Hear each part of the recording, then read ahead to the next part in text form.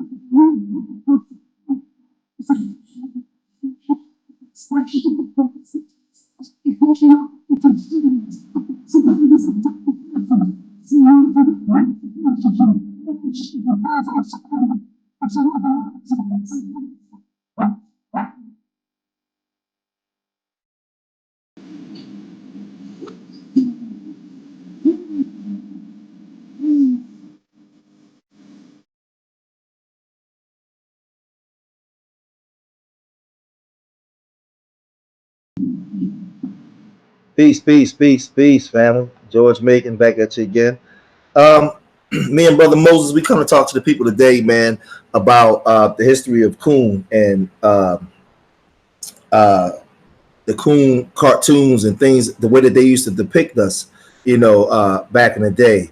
We don't understand what Coon is. We come to talk to you about Blacktown and Blackville and how they created images about us, what Fetchit was about, the things that our people had to go through today that we're still experiencing now, and we don't know our history.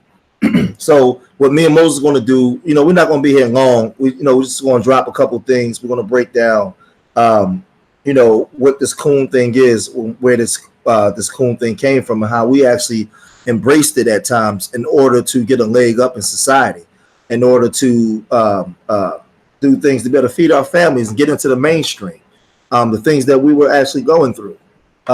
Before we get right off into it, Moses, you want to say something, brother? Peace, man. Thanks for having me on. Peace to those in the chat and those in the restream. Salute. You there? What about now? Yeah. We was able to hear you good. Oh yeah, absolutely. So yeah, peace to everyone in the chat. Peace to those in the restream, man. Salute. Yeah. So we're gonna talk about the Coon character, Darktowns, and the first black police officers here in Georgia. We're gonna talk about actually what Darktown was. We're gonna talk about Blackville and how these things still, it's still relevant now. Buster, when people on the West Coast used to always say you ain't nothing but a buster, or buster, sambo, and all these different things. Zip Coon and all this stuff. So on YouTube now, everybody's going around and using that term Coon. You a Coon, and just so many different things. So we're gonna get right off into it, man. Hopefully more people come in as we going along, or they can catch the they can catch the video after we're done. So let's share the screen. We can get right off into this because I don't want to be here super long.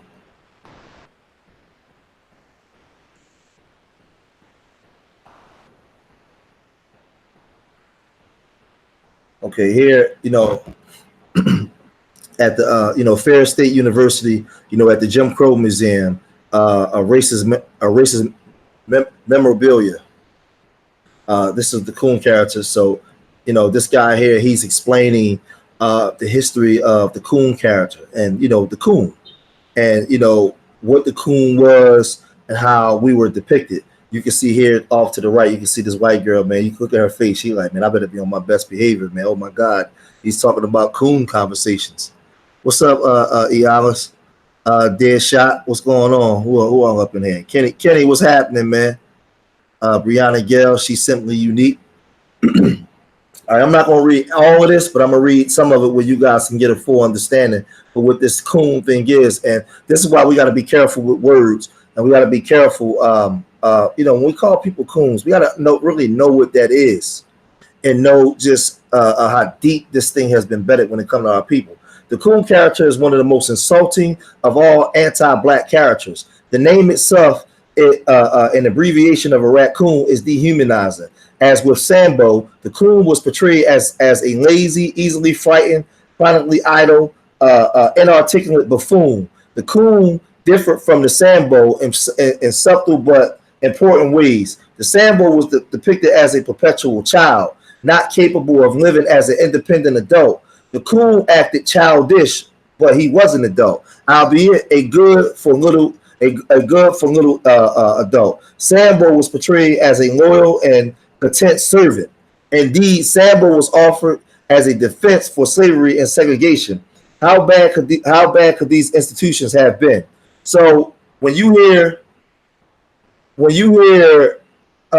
people, as I'm reading this, Moses, I think we get the coon and the sambo backwards, because when you look at like the coon is looked at as an adult, but he was inarticulate. He was a buffoon. He was easily frightened. He was chronically idle.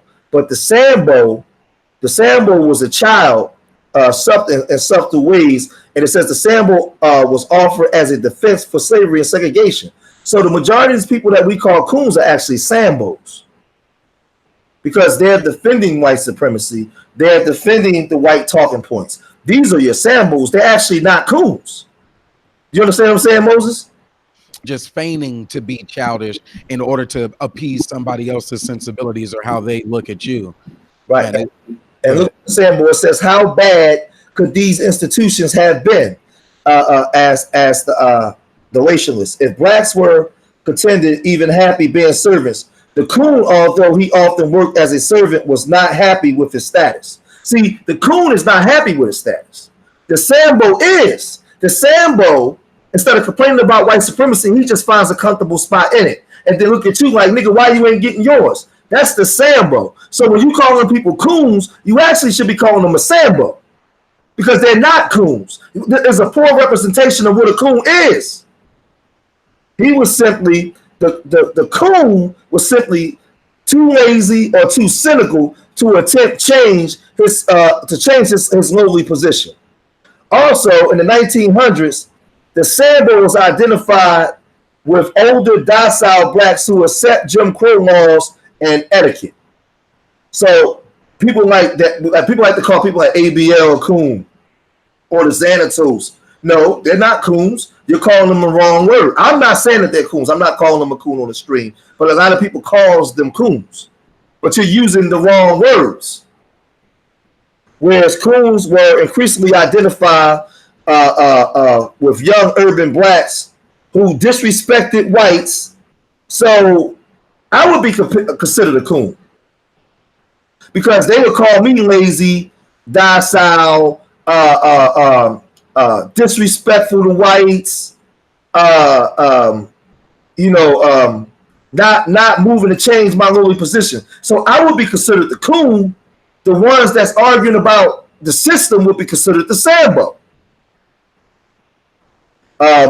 Whereas coons were increasingly identified with young urban blacks who disrespected whites. Started differently. The coon was a sambo going bad. So the coon was an anti-black establishment guy. The coon was not what's the guy inside the Supreme Court? Clarence Thomas, right? Clarence Thomas would be a sambo.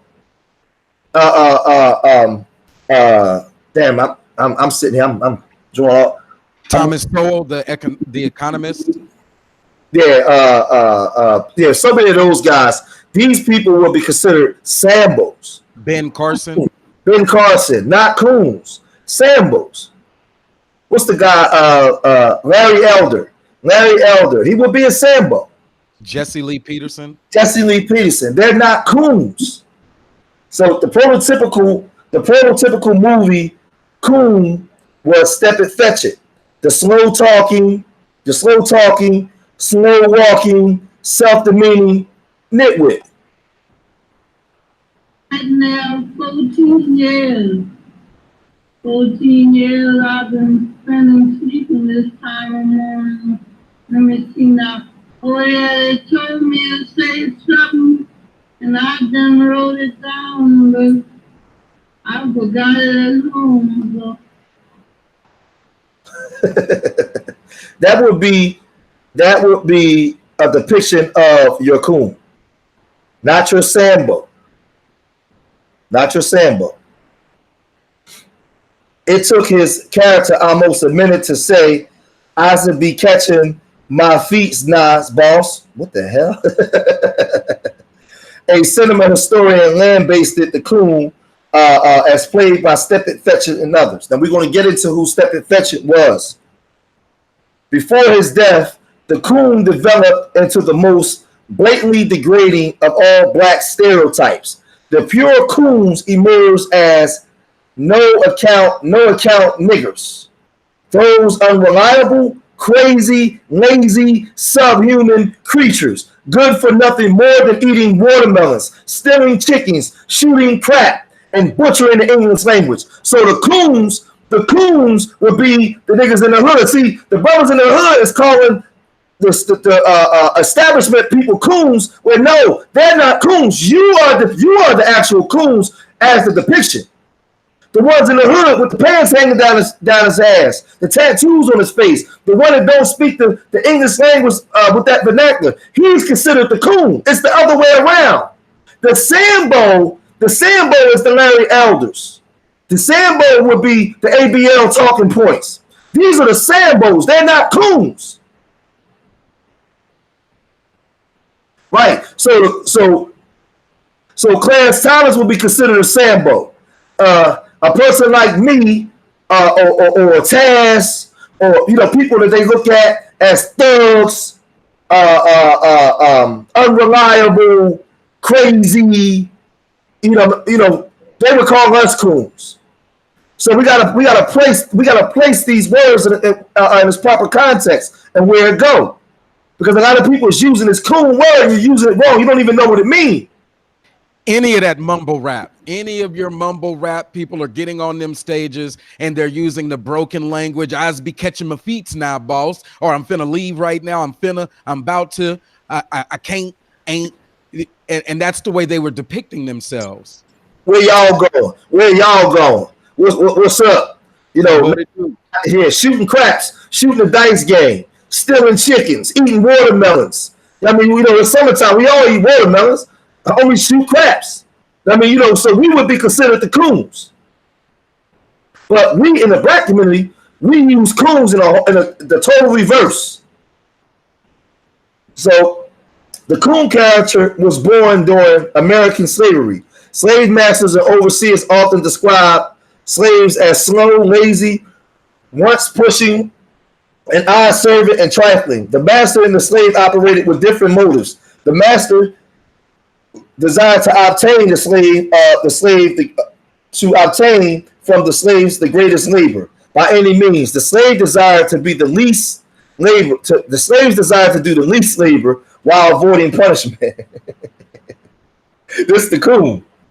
The slave registered his protest against slavery by running away, and when that was not possible, by slowing work, doing shabby work, destroying work tools, and faking illness. Slave masters attributed the slaves' poor work performances and shiftlessness, stupidity, and desire for freedom as genetic deficiencies. So, with that being said, America looks at us with genetic deficiencies because all the things that's constantly happening to us being shot by police, us not coming together on the voting block to create the things we want, us still being divided and we understand we have an enemy. They look at us as we have a genetic deficiency. Something's wrong with us. Something has to be wrong with those Negroes. You got Coons and Sambos, and in 100 years, 150 years, they still can't figure it out. So they have to have some type of genetic deficiencies. And they was depicting this back then. There's the slave, the field nigga and the house nigga. The house nigga was still being raped. The house nigga still got her face cut by the white woman. The field nigga still was done bad, but they still would turn on each other just to be in good graces with the master. So the white power structure looked at that as a genetic deficiency. These people are not smart enough to figure out that we fucking both of them up. Let me hit you right there too. There's people who go to work right now. The people in the streets that say, "Oh, y'all are Coons." Again, you got it backwards. You're supposed to be saying they're the Sambos, but those Sambos, what do their new master says, or the person who owns the company? They say, "Oh, well, why aren't you working as fast? Why aren't you as productive as you need to be?" The same dialectic right there, Brother George, is that one between the manager and the labor, where the manager says, oh, now he's slowing down because he doesn't really want to work here, or he's lazy. Why don't they hire Negroes? Because they won't get the job done. They're going to get it wrong, and they'll start to sabotage the company. But what do they actually want? They want freedom, boss, so they need to be pushed. They like it when you actually push them. You'll see these same type of dialogues happening even today when you go to work, or if they're not being employed in the same sense. And Brandon L says, so which one is worse? They both one and the same. See, the sambo is pro-establishment, and the Coon is depicted as anti-establishment. But he's lazy at trying to get himself free. He'll just sit around. He doesn't want to do it, but he'll find all kinds of ways not to do it. He'll even run away. And the man came in just a little bit late, Brother George. Right now, the article went through. There are subtle differences between the Coon and the Sambo, so you may have to just catch it in the restream. But some of those subtle differences were already outlined. Yeah. I just briefly. Yeah, the Coon is the thug. He shoots dice. He eats fried chicken on the corner. He drinks. He doesn't speak the Queen's English. He's depicted as lazy. He's violent. He's over sexual. You know, he's the Coon. The Sambo is the Larry Elder. I made it out. Why can't you niggas make it out? Yeah, I know it's racism, but Master's cool. He ain't racist to me. So, and the white power structure is looking at the Coon and the Sambo, because the Sambo is depicted as a little boy. The Sambo is depicted as a little boy who just goes along with orders. The Coon is depicted as a grown child. He's just an idiot. The Sambo is not an idiot. He just goes along with the get along. And this is the way that they depict us.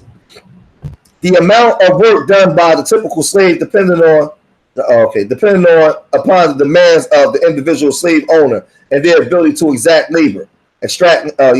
labor. Typical slaves work from dusk to dawn. They were sometimes granted leisure time on Saturday and Sunday's evening. However, this was spent planting or harvesting their own greens, washing clothes, cooking and cleaning. A slave owner wrote, I always give them half of each Saturday and often the whole day, at which time the women do their household work. Therefore, they're never idle.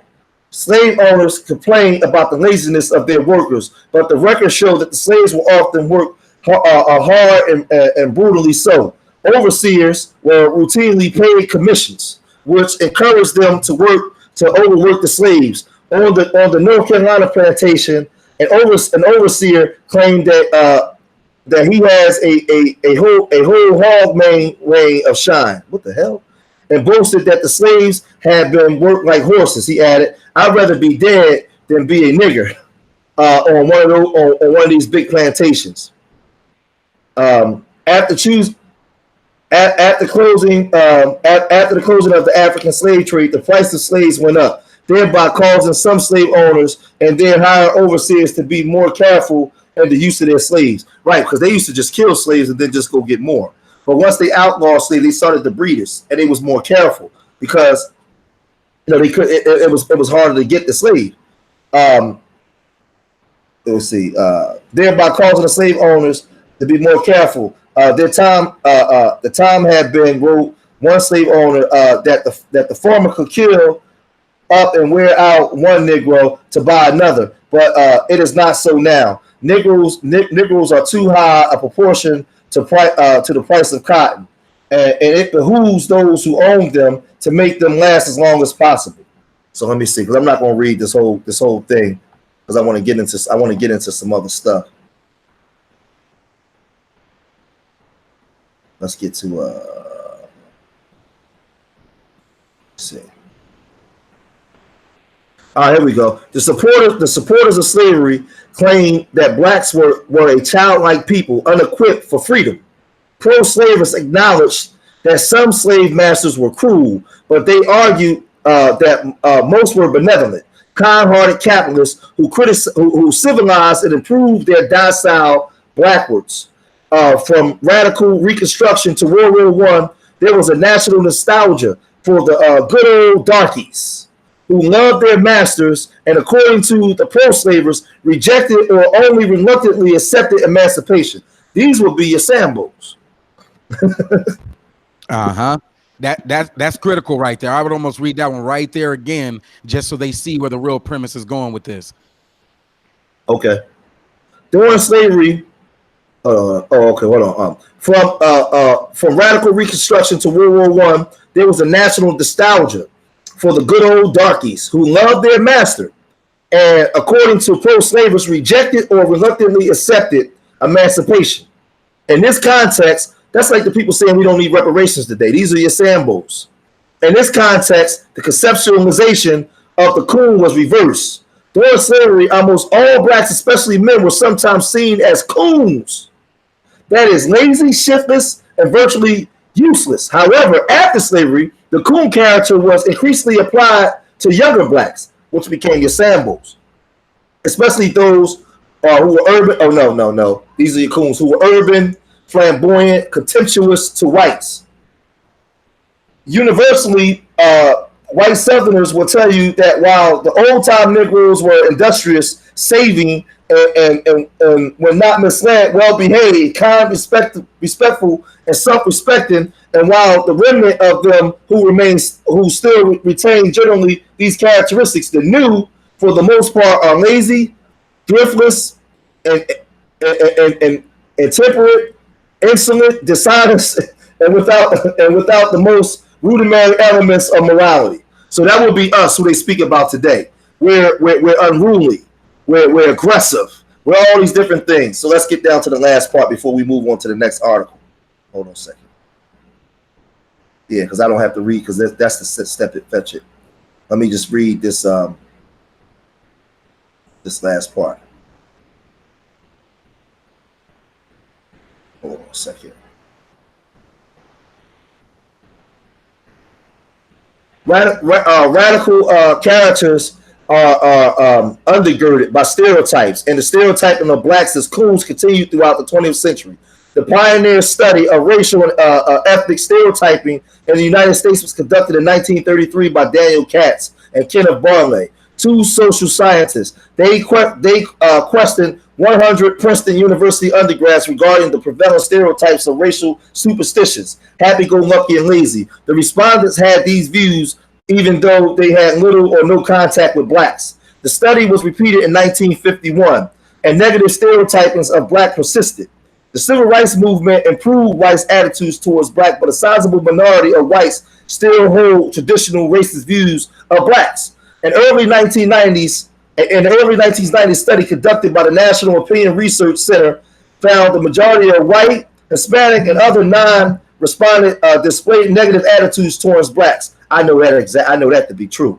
That's 100% true. For example, 78% said that blacks were more likely than whites to prefer to live off welfare and less likely to prefer the self-supporting, to be self-supporting. Further, 62% said blacks were more likely to be lazy. 56% said blacks were violent prone. 53% said that blacks were less intelligent than whites. That's a Duke study from 1991. Stated differently, the coon character is still being applied to blacks. Martin Gills, 1999, at Yale University of Political Science, argued that many whites American believes that blacks receive welfare benefits more often than do whites, which is a lie, and that the centuries-old stereotypes of blacks as lazy remains credible for a large number of white Americans. He claimed that opposition to welfare programs results from misinformation and racism, with whites assuming that their tax money is being used to support lazy blacks. Gillian blames in part the media, which is true. Pictures of poor blacks are abundant when poverty coverage is most negative, while pictures of non-blacks dominate the more sympathetic coverage. That's a white person telling the truth. The coon character was one of the stock characters amongst the minstrels performers. Minstrels show, as you can see right here to the right, it says "All Coons Look Alike to Me" by Ernest Hogan. So you can look up the Ernest Hogan and you can get that book. Hold on one. Yeah, I got a surprise. Y'all gonna see some good stuff today. The coon character was one of the stock characters among minstrel performers. Minstrel show audiences laughed at the slow-talking fool who avoided work and all adult responsibilities. This transformed the Coon into a comic fiction, a source of bitter and vulgar comic relief. He was sometimes renamed Zip Coon or Urban Coon. And I'm going to show you the Zip Coon. If Minstrel Skit had an antebellum setting, the Coon was portrayed as a free black. That was your Zip Coon. If the skit setting portrayed slavery, he was portrayed as an urban black. Look at this shit, man. He remained lazy and good for little, but the minstrel depicted him as a gaudy dressed dandy who puts on airs. Unlike Mammy and Sambo, Coon did not know his place. See, that's important, Moses. Unlike Mammy and Sambo, Coon did not know his place. So who are they saying Coon is? Coon represents the one who supports establishment. Mammy represents Big Mama, who kept everything in line. Coon represents that goddamn man and they didn't know whether he was coming or going. That's a coon. So when you call a person a coon and he's speaking establishment, you're using it in the wrong way. That's not a coon. A coon represents a brother that don't know whether he's coming or going. A Sambo is pro-establishment. Shalom, will of the Most High.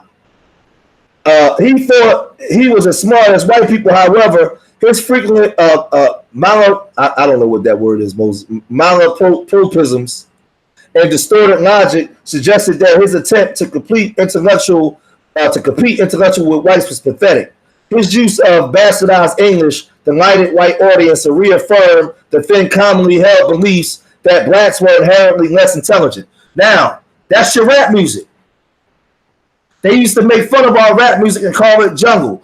Our words, they call it ebonics. So they say with your baby mom or you. So we're depicted as the coon, the rapper, the cool guy in the hood. And the Sambo is the guy that speaks with the good vernacular with the suit with his chest in the air on TV. Back to you, Bob. He would be considered the coon. He's the friendly Negro. He's the friendly Negro. Whereas though somebody like Fred Hampton would have been considered a coon. So y'all got it mixed. Y'all got it backwards. They would call the Fred Hampton or the Black Panthers or Mumia Abu-Jamal and the Macoons. The Mr. Coon goal was leisure, and his leisure was spent strutting, styling, fighting, avoiding real work, eating watermelons, and making a fool of himself. If he was married, his wife dominated him. Say it again. If he was married, his wife dominated him.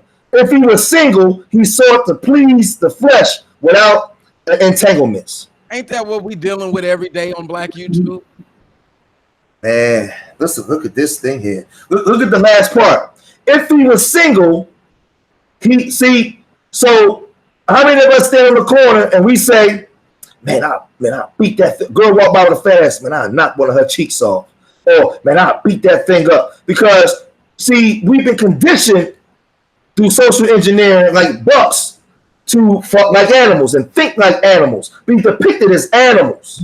So we see women as just a piece of meat and flesh without entanglements. This is your coon. We talk with our own vernacular. We say fuck the pig and fuck the white man, whereas the other guys like, you guys are too violent. I need to get away from the black community. You need to burn it down. I want nothing to do with the black community. Me and Becky, we're doing great. He's a Sambo. He's a good Negro. He's a non-threat. The coon is a threat. Because at any given minute, the coon could be a problem because he could be violent. He could be fighting. He could be... Oh, man, this is good, man. This is good. This is good, Moses. Hey, man, there's just so much inside of it that's telling the story. Look, if these images of these coons or versus the Sambo aren't sparking anything inside of you, I don't know what else will. I think we just got to keep going so they can get the full context of how deep this goes. But if these images and these storylines, when they were nostalgic, make America great again, what kind of Negro did they want to deal with? They say make America great again. You see brothers putting on that suit and tie and running down there in Yes Sir Boston because they don't want that coon. They don't want that Coon to resurface. But look, if this is how it impacted them intergenerationally, inherently passed along down through their DNA, if this is how they feel, imagine how Negroes feel, who had also been conditioned to either be a sambo or to ostracize the Coon. When we see these images, how do they make us feel about ourselves? We keep going, Brother George? Yeah, we're going to read this last part too, and then we're going to get to your part. Uh-huh. Fetchit Coon characters were racially demeaned and often verbally and even physically abused by white characters. In David Hiram Cruz, 1934, he was traded to Will Rogers along with a horse. He was traded twice more in the movie. And Jess Priest, Russell and Ford, 1934, he was pushed, shoved, and verbally berated by Will Rogers. Even worse, his character was barely intelligible. Scratched his head in an ape-like manner and followed Rogers around like an adoring pet. This is what our ancestors was enduring back then, and this was considered your coon. In black communities, Stepin Fetchit remained a synonym for a bowing and scraping black man. In the 1970s, he sued CBS unsuccessfully for $3 million, charging defamation of character for the way he was portrayed in television documentary Black History Lost, Stolen, and Stayed, Rooney, 1968. Look that up. Black History Lost, Stolen, or Stayed, Rooney, 1968. It was Step, he claimed, who elevated the Negro to the dignity of a Hollywood star. And we're going to get into that, Stepin Fetchit.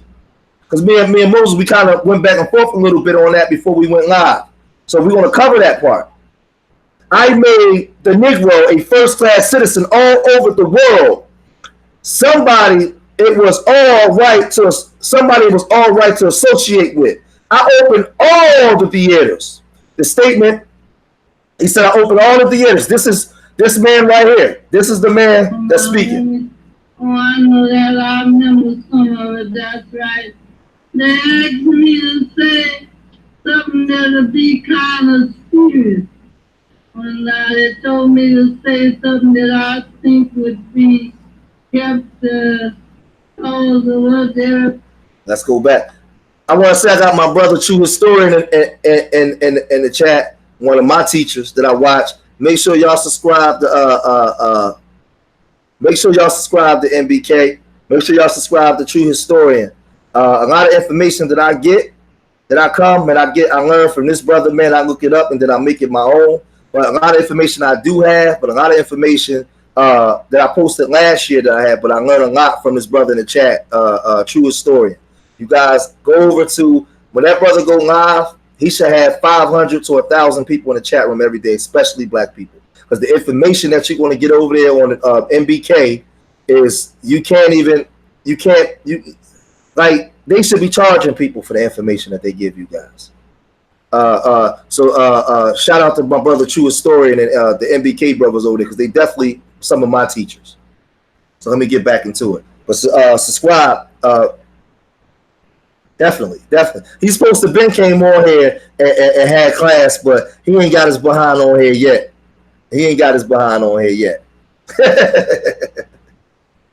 Yeah, so let's keep reading. So, oh yeah, I'll put his link in the chat room so you guys can get on in a second. Once Moses start reading. So me and Moses had we went back and forth about Stepin Fetchit. And I said that Stepin Fetchit actually, did a good thing, and we'll explain it. And I'll read. So he said he claimed he elevated the Negro's dignity. I made the Negro first-class citizen all over the world. Somebody it was all right to associate with. I opened all theaters. The statement is hyperbole. However, Stepin Fetchit was a talented actor and added depth, albeit slight, the movie Coon's portrayal. What's his legacy? He was the first black actor to receive top billing in movies and one of the first millionaire black actors. He spawned imitators, most notably Willie Best, Sleep and Eat, and Matan Moreland, the scared, wide-eyed manservant of Charlie Chan. In 1978, he was elected to the Black Filmmakers Hall of Fame, but he will always be remembered as the lazy, barely literate, self-demeaning, self-demeaning white man's black. But I'm gonna tell you something. This man opened up the door for a lot of your favorite actors. These were the ones that had to go in. Okay, we say Burt Williams was before Stepin Fetchit, and these people were the ones that actually put in that put the work in, man. You know, the things that they had to go through, like it was just unbelievable. And people will see this man and they'll make fun of him. But some of your favorite actors, they're not on the big screen if it wasn't for this man. And this man, you see this man. You just subscribe, Janice. If you can, if you know how, put his link in the chat room so people can subscribe to MBK. You have to. You guys gotta subscribe to MBK. I already had some of his information. Some of the stuff he got, but a lot of the stuff I posted last year. Get out of here, I am King Sosa. In 1999, Fetchit was again in the headlines. Star Wars episode The Phantom Menace included characters like Jar Jar Binks. Critics claimed that Jar Jar, a bumbling dimwit amphibian like character, spoke Caribbean accent, pigged in English, and had ears that suggested dreadlocks. Wearing bell-bottom pants and vests, Jar Jar looked like the latest in the black comic stereotypes. Crazy, George. I was watching Lion King with the family this weekend, and they said the new Star Wars will be the biggest feature film to ever be released. Just had to call that out. Oh yeah. So this is just an article from as we break down the difference between. Hold on, we can go into some of the images real quick because I got some images to show y'all.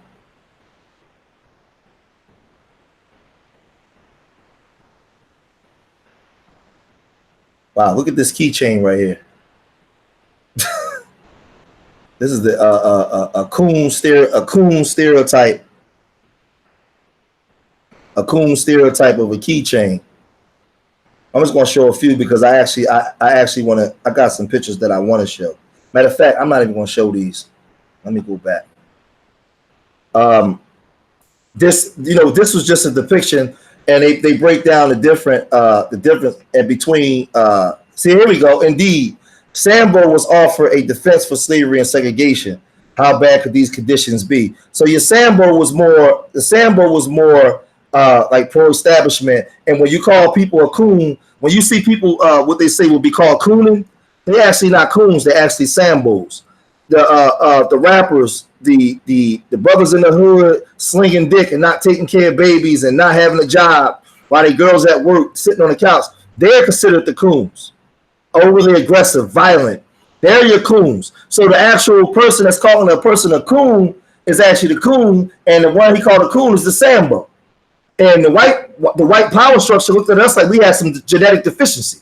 But they said these niggas got to be crazy. They got to be crazy because they can't even see that we got these people categorized. And this is funny. Let's move to the next one. Let's go to the let's go here before we get to the images. Let's go to the Darktown. Darktown image of what it was like for these Atlanta black policemen. Moses, you can take over here while I put MBK links in the chat room real quick. You there, Moses?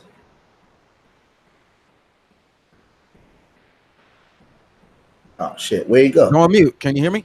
Yeah, I can hear you now. Yeah, let's get into this before we share the images of the other stuff. I want to put MBK thing in the chat. Go ahead, take over. All right, man. So this story, oftentimes before I get into it, I'm gonna give me a quick little premise. We often hear, if you can't beat them, then join them, right? Become one of the officers, and if you don't like the way that the laws are being enforced, the certain situations or the conditions are overlooked when you hear some of the talking points coming.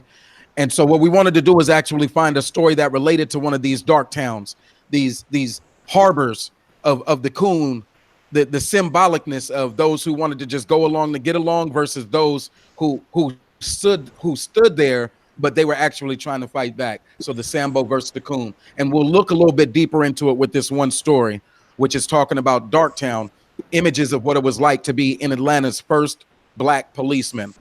A group of 8, as you see the photo here. Do you need me to scroll, or you got it on yours? You could just leave it on the picture of the officers, and I'll just run the story. Okay, cool. All right, so it picks up in 1948. Atlanta added 8 black men to its police force. This was at a time when, an author, Thomas Mullen, explains, a 1947 Newsweek article estimated 1/4 of Atlanta policemen were, in fact, members of the Ku Klux Klan.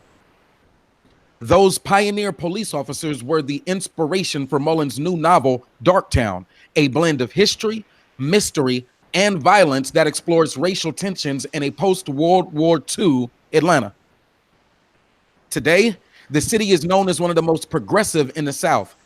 Proudly dubbed the city too busy to hate, it never erupted into the racial violence that made other large southern metropolises infamous. But the city wasn't too busy to keep its African-American citizens in their assigned place, Sambos. Small wonder that the decision to incorporate a handful of black rookies into the APD caused such an uproar. Knowing that there would be stiff, maybe violent resistance to the rookies' presence, Chief Herbert Jenkins assigned them a separate space. Instead of working from police headquarters, the black officers, under the oversight of a white captain, were relegated to the basement of the local colored YMCA. The mayor and a police chief of Atlanta were worried that if black men in uniform showed their faces in headquarters, the white cops would riot and attack them, Mullen says. The 8 were sometimes likened to the police equivalent of Jackie Robinson, who made national headlines the year before as the first African-American to play Major League Baseball. And like Robinson, Mullen says, they worked under incredible restrictions. They had to ignore racial taunts and abuse. They couldn't let their tempers flare. They were issued guns and badges reluctantly, but they couldn't do much with them. Feel me, Sambos? They could only patrol the black neighborhoods. They weren't supposed to set foot in the white parts of town, Mullen says. They couldn't drive squad cars. They had to walk there with a partner. And perhaps worst of all, they couldn't arrest white people. Stop right there.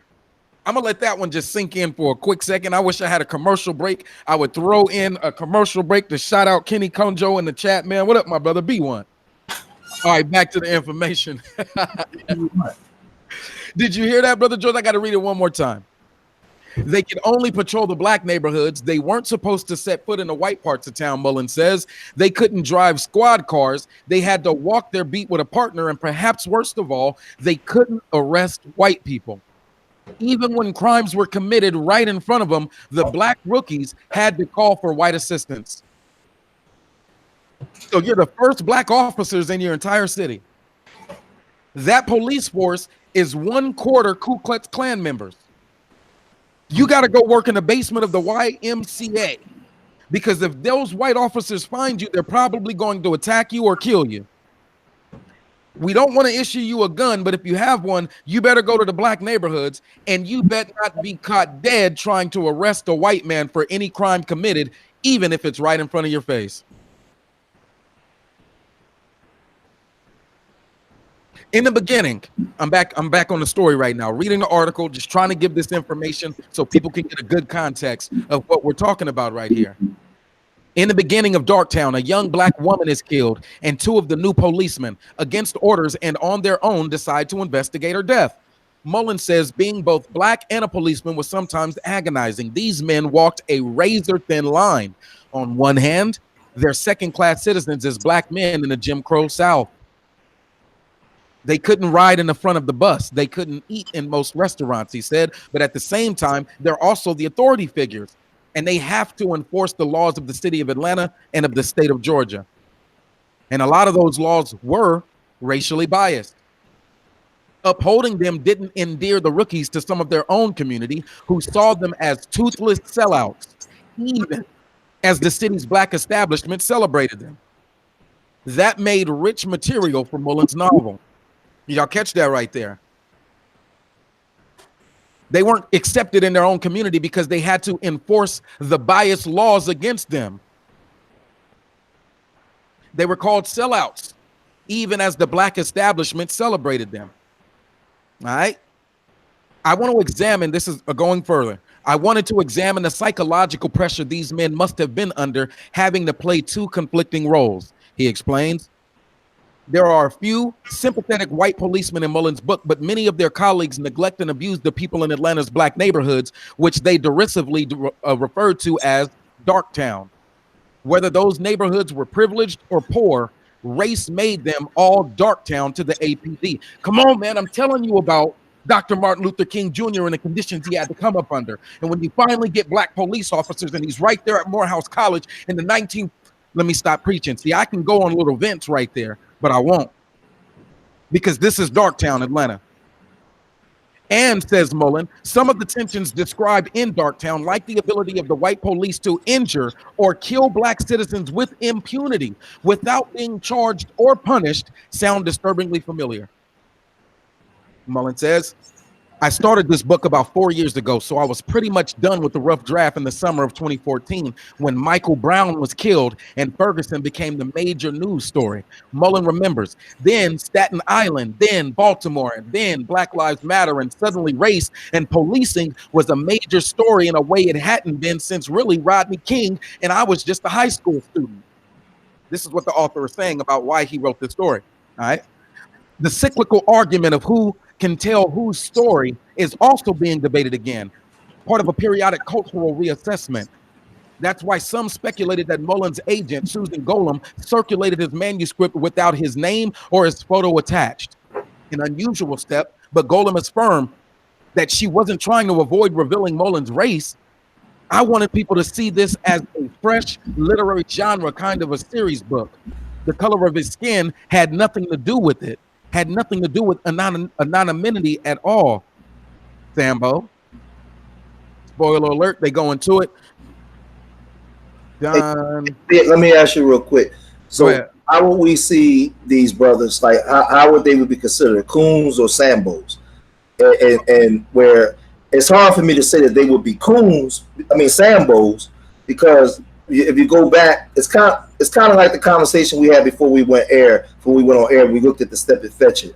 I'm looking at these brothers through a 2019 lens and not during their time and what they were going through, the trauma they were going through, running by having to be home, having to feed their children, having to be a part of an establishment in order to feed their children because the towns were being burned down. We're not going through the overt oppression that they were going through. So I don't even think that they fall in the category of a coon or a sambo.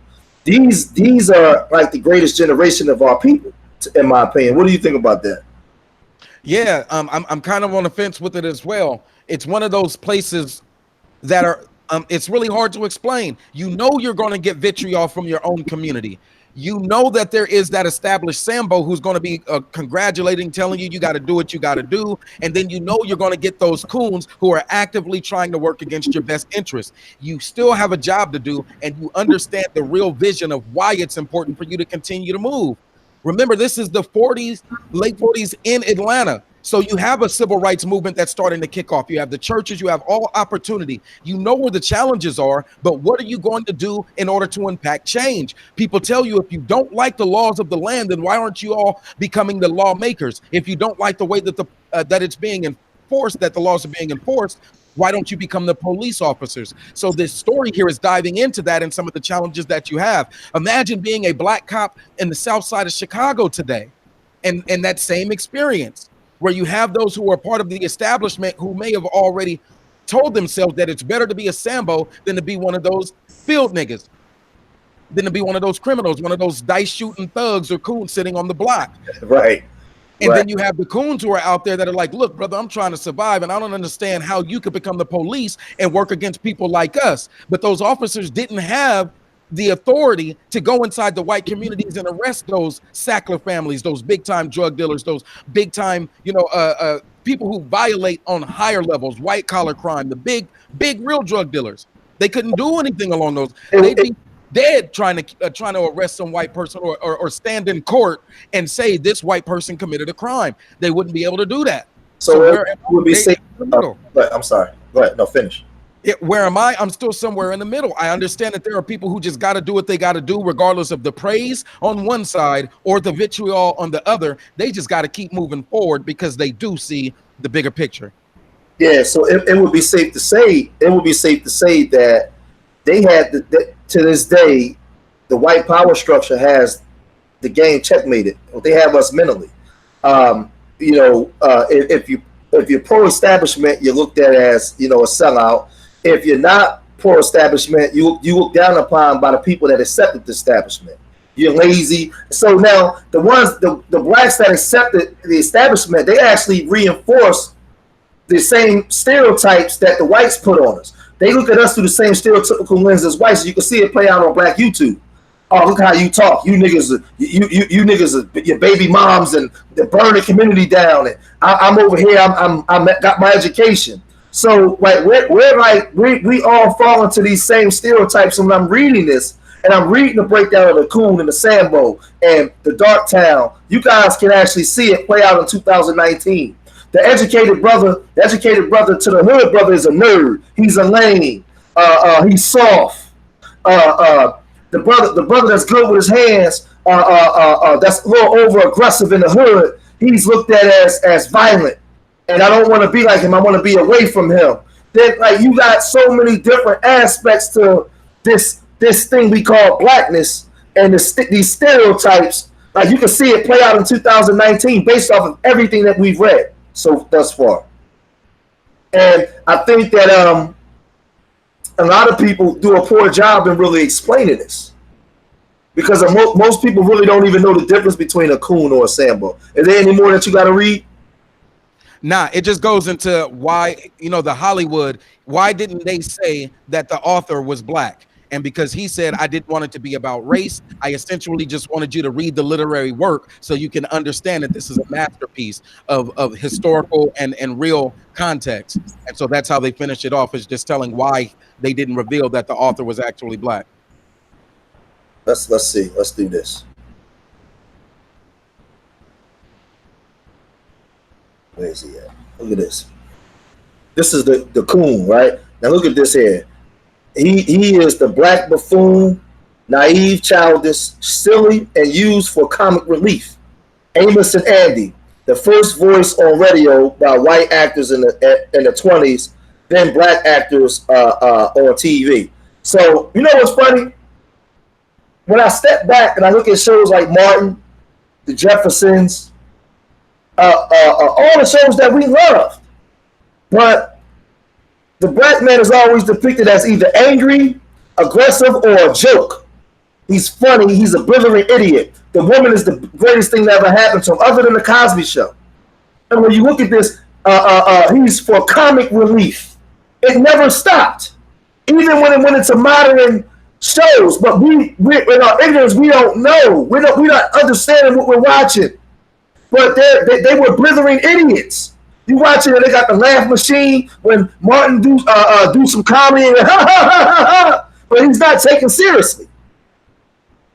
The Cosby Show was the only show that was depicted when black people was looked at as something serious and competing with the power structure.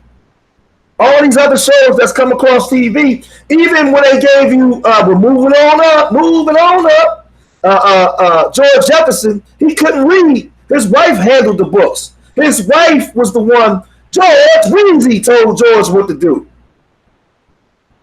So when you look at these stereotypes, look at rap music. It's stereotypes of us shooting each other, talking about banging the black chick. All and shooting in her head, shooting it in her face, and all kinds of stuff, and it's just depicted as over aggressive, hyper masculine, now super gay. Just when you read these things, you get a chance to get a visualization and see, like, damn, they've been playing the shit out of us the whole time. And they're the ones funding it, putting it on their TVs, Moses. Let's see. Look at this here. This here says evolution. Right here at the top, evolution. Watermelon into coon, black man. So from a watermelon forming into a coon. This is the way, these are like the images and the way that they depicted us. And that's that reinforcement of the stereotype. Whenever you see watermelon, you automatically start thinking Negroes love watermelon. It's reinforcement, psychological shit. It's crazy. It's crazy. This is, you see this, Janice? The evolution, we evolved from a watermelon into a coon. Let me see, which other one? Come on. Where's the other one? This here is the first on screen buck. We have had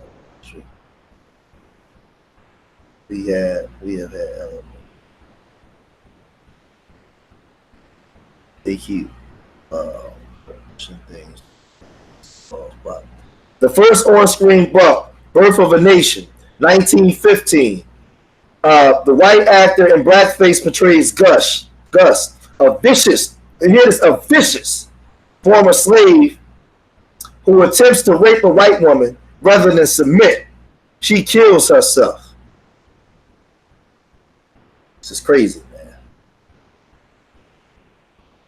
Let's see. Where's the other one before I get to? Nah. I want to get into the Stepin Fetchit. I'm gonna play a little bit more of the Stepin Fetchit video, and then we're gonna actually read. Matter of fact, no. Yeah, let's play some more of the Stepin Fetchit video real quick, and then we're gonna read. Everybody is trying to get hip now, and the thing that I could talk about most is something that I think will help the NRA. That's the INRA. The INRA is built on the one-way dress. It's been going for a long time, and I think now that the NRA done got as far as it is that it'll get all the way of. They just joined the INRA. The INRA is the International Rest Association. He sounds like a damn wino. He sounds like somebody drunk uncle, or somebody on drugs and shit. And this is the way that they were depicted. Let's look it up about 1 more minute.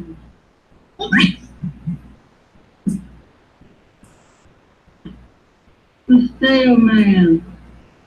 Architect is true that a building, when it gets weak and tired, it gets pussy and wanna fall down and kill folks. And the result is they have to condemn it. And they also done prove in history that when... All right, let's go to who he is. All right, this is Stepin Fetchit. We're not going to read the whole thing, but this is his biography. He was born in 1902 in Key West, Florida. He died in 1985 in Woodland Hills, Los Angeles, California, from pneumonia and congestive heart failure. So Stepin Fetchit remains the most controversial movie actors in American history. While he was undoubtedly one of the most talented physical comedians ever to do his shit on big screen, achieving the rare status of being a character actor, supporting player, and actually achieved superstar status in the 30s, becoming a millionaire to boot. Now, how many black people that we can say, Moses, actually became a millionaire back then? So we see him, and we may make jokes of his lazy jive talking, coon offer, but he actually became a millionaire and he opened up doors. Now, you there, Moses? He probably on mute. Absolutely, I'm still here. So the conversation that we had off air about the brother, and I was saying, I'm looking at Stepin Fetchit through the lens of a 2019, not through the lens of Jim Crow or black people 1930s trying to push their people through, trying to be a part of the mainstream. So it would be hard for me to look down upon this man based off of the struggles and what our people had to go through and the doors that he opened up. And he actually became a millionaire. He actually acquired wealth where he was able to pass down amongst his people. So what's your opinion on this, Moses? Yeah, let me at least start to get the chat where we're at. In the back chat, we had already had a conversation. And so I asked him, I was like, is this good for the community? What this character that he's assuming, why would he do that? Seeing like how that really portrays blacks and how that's used. Why would he take this role? Is that good for the community? That's where the question started. And then it being a detrimental thing, and you knowing that this is still a detrimental thing, why would you continue to use it? And while I'm looking through the lens of the 2020 lens or the 2019 lens, and I see everything that's working against us already, I'm like, we got enough that we're going up against without having these Negroes get up here and start having these conversations. Let me slow it down so that nobody, oh, they think I'm childish, so let me play the little baby voice. Let me act a certain way that shows us in the worst light. And then go all over America with that same character as if that's just how we are, and allow that to be the only narrative or only information that they receive about the African American that's anything near our experience. It's not the human experience. It's more of that monkey. It's that child. It's that baby. It's that slow your roll. And so I didn't understand it. I asked my brother George, I was like, man, why are we talking about it? What, this guy seems like he did something bad. Like, we will never be able to recover from that Stepin Fetchit character, from that shucking and jiving. He may have made $1 million as an individual. He may have gotten the doorway open for more Stepin Fetchits, but it's still the most detrimental character that could have been demonstrated about the African in America. Right. This is, oh shit. Hold on. This is the image of him, you know, with it, you know, him holding his hand out. Low, lazy, slow-witted, trifling on screen, but a rich playboy baddie off. First black actor to become a millionaire in the 20s and 30s. So let's get back to his story. His characterization of a lazy, slow-witted, job-talking coon offered African Americans at the time. He was a major attraction in motion pictures, primarily in the 30s, and still offends African Americans in the 21st century. More than 50 years after he had faded from the screen, yet some Americans claim him as the first black superstar. Now, what I'm gonna have to do, and I'll ask my brother, true historian, I'd like to know how was he looked at through the lens of the people of that time, not us today. But if you go back in his time, how did the people of his time view him? That's what we got to find out. Because I can say, you know what, I can look back in hindsight and I can give my opinion, but it would be unfair to him because I wasn't there. And my experiences ain't his experiences. He's from the time when they was actually fighting to give us the rights that we have today. They didn't have those rights yet. So that's where we would have to do our due diligence to find out written old articles as depicted as how people saw Brother Theodore, Lincoln Theodore Perry. That's his real name. So yet the controversy over Stepin Fetchit remains alive to this day, with 2 biographies published about him in 2005. Stepin Fetchit was the stage name of Lincoln Theodore Monroe Andrew Perry. God damn. Who was born May 30th, 1902, as confirmed by the 1910 census.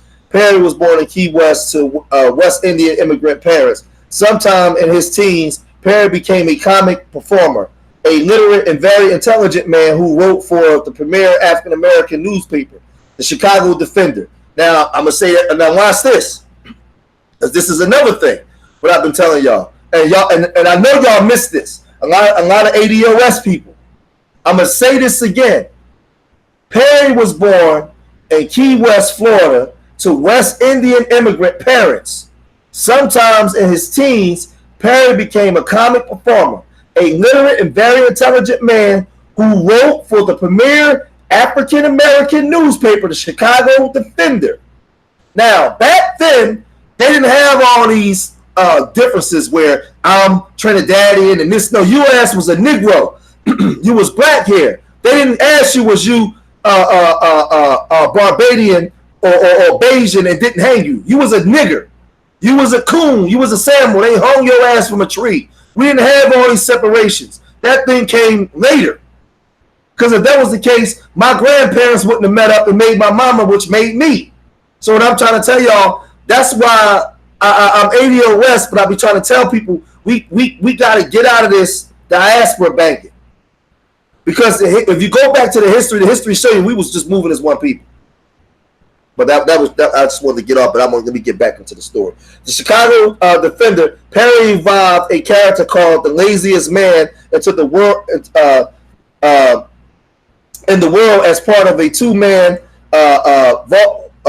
vaudeville act that broke through to play the white circuits. Eventually, he went solo. Stepin Fetchit was the original name of the act, covering both performers as Stepin Fetchit, a solo act, and he kept his name. So I'm not going to read the whole thing. I'm going to go down real quick. Go down here to the Coon persona. The Coon persona migrated the low status, according to African American by whites, fringing near idiocy, in order to frustrate whites by ironically fulfilling their low expectations. By contrast, and praised by whites for his good work and loyalty. A parallel or racial, I can't say that word. Characterization of black men by whites, the buck, and the repository of their racial and sexual fears, and still can be seen in black exploitation movies in the 70s, and more recently in the gangster rapper. See, I told y'all, the gangster rapper, the black exploitation, all came from this actual depicted stereotype. He doesn't represent the sambo, he represents the coon. The coon stereotype existed long before Perry decided to adopt it. Its prevalence as a defiance stratagem intensified after the gains that African Americans had made in the post-war Reconstruction era were rolled back by segregationist Jim Crow laws, when the uppity African Americans could well wind up hanging from a tree at the end of the rope. See, this is good. This is real good. However, he was such a hit with white audience that his Stepin Fetchit persona popularized the coon image to an unprecedented degree in the medium of the film, and many stereotypical black movie characters, including the child Stepin and the Our Gang comedy series, were based upon Stepin Fetchit, the cash and opportunities. So I'm not gonna read all of this. I'm actually want to get into Darktown and Blackville and Coontown before we get out of here. This that came. Many show us otherwise. Now my trial, man. Ain't right. Let's read. I want to read this first. I want to read this before we get to these images. Before I read this, I want to say that this some of this information I knew, but some of this information I got from my brother, True Historian, today. And when you go on his channel, he will depict it better than I will. But some of the stuff I knew, so I wanted to go live and I want to break this out. But I want to tell y'all where I got it from. I got this from MBK, my brother, True Historian. That's one of my teachers. So when you go on his channel, you'll see a lot of this information, and it's actually broken down more in depth into the way I'm doing it. Because, like I said, I'm a student. So let's get off into it. Before the late 1890s, the image portrayed of African Americans on Broadway was a secondhand vision of black life created by European American performers. Stereotype coon songs. Here you go, right here. This is an image. Hold on, an image here. This is an image here. The first on-screen buck, Birth of a Nation, in 1915. This white actor in blackface played Gus, a vicious former slave who attempts to rape a white woman rather than submit. So this is the way they used to depict us. So that's one of the images. So let's go back. Will Marion Cook and Bob Cole brought black written musical comedy to Broadway in 1838. Cook's Clorny, or the origin of the cakewalk, an hour-long sketch that was the first all-black show to play in the prestigious Broadway House Casino Theater, the Roof Garden. A Cole's trip to Coontown. Listen to this shit. To Coontown was the first full-length New York musical comedy written, directed, and performed exclusively by blacks. So when you look at this, the first musical comedy was called Coontown. The approach of the two composers were diametrically opposed. Cole believed that African Americans should try to compete with European Americans by proving their ability to act similarly on and off stage, while Cook thought African Americans should not imitate African Americans, but instead create their own style. Bob Cole and brothers John Rosemont Johnson and James Weldon Johnson focused on elevating the lyrical sophistication of African American songs. Their first collaboration was Louisiana Lizzie, a love song written in a new lyrical style that left out the watermelons, razors, and hot mamas, typical of earlier Coon songs. Because the earlier Coon songs sung about watermelons, like hot mamas, and songs that basically disrespected us. And we'll get into that. Cole and the Johnson brothers went on to create musicals such as The Billy of Bridgeport, The Red Moon with Joe Jordan, The Shoe Fly arrangement in Newport, Humpty Dumpty, and Sally in Our Alley, featuring Bob Cole's Under the Bamboo Tree. These were songs that depicted black people in a positive light. Bob Cole's suicide in 9/11 ended one of the promising musical comedy teams yet seen on Broadway. National recognition. Burt Williams and George Walker, called the Real Coons, found fame in 1896 with their musical farce called The Gold Bug. The duo's performance on the catwalk captured the audience attention and soon became so closely associated with this dance that many people think of them as the originators. William met Walker in San Francisco in 1893 while they played the Delhomians and an exhibit of the California Midwater International Exposition in 1894. They played different venues while putting together their act. This is the last part here before we get to the images.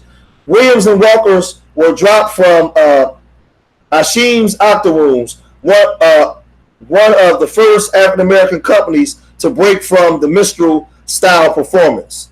They put so the Hashim Octoroons was one of the first African American companies to break away from the minstrel style performances. They basically said, "Fuck that, we getting up out of here."